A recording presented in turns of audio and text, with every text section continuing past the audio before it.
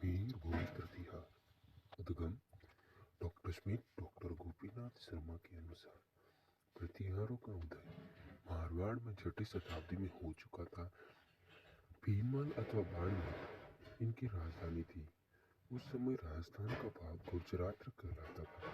गुजरात क्षेत्र से संबंध स्थापित हो जाने के कारण प्रतिहार शासकों को गुर्जर प्रतिहार कहा जाने लगा। हेनसांग ने भीनमाल को गुर्जर राज्य की राजधानी लिखा है।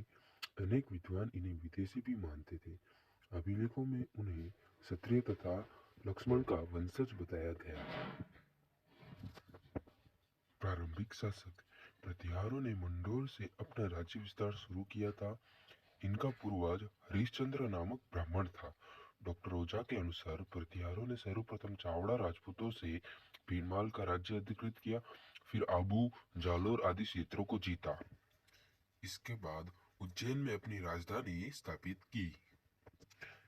नागभट्ट प्रथम 730 ईस्वी से 760 ईस्वी। उज्जैन के प्रतिहार नरेश नागभट्ट की उपलब्धियों में सर्वाधिक महत्वपूर्ण है दक्षिण पश्चिम में अरब आक्रमणियों के विस्तार को रोकना।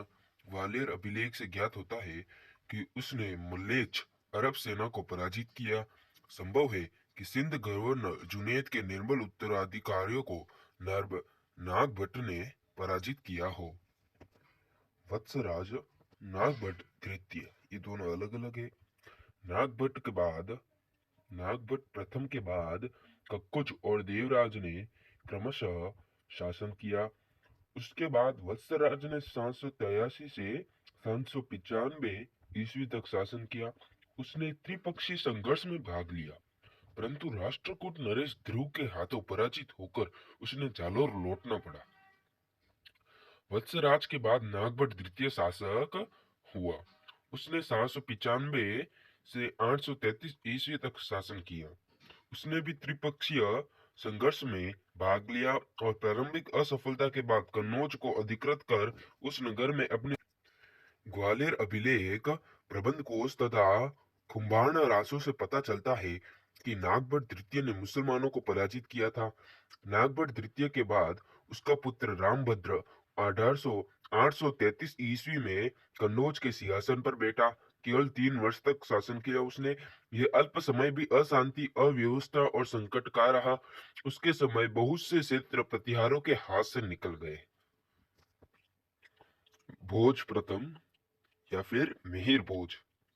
रामभद्र के बाद उसका पुत्र भोज प्रथम 836 ईस्वी में सिंहासन पर बैठा। इतिहास में वह मिहिर भोज के नाम से विख्यात है।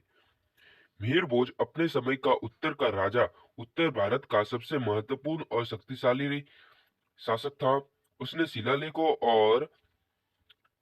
अनेक शिलालेखों और साहित्यिक विवरण के अनुसार मिहिर भोज की माता का नाम अप्पा देवी था। क्या था? अप्पा देवी था।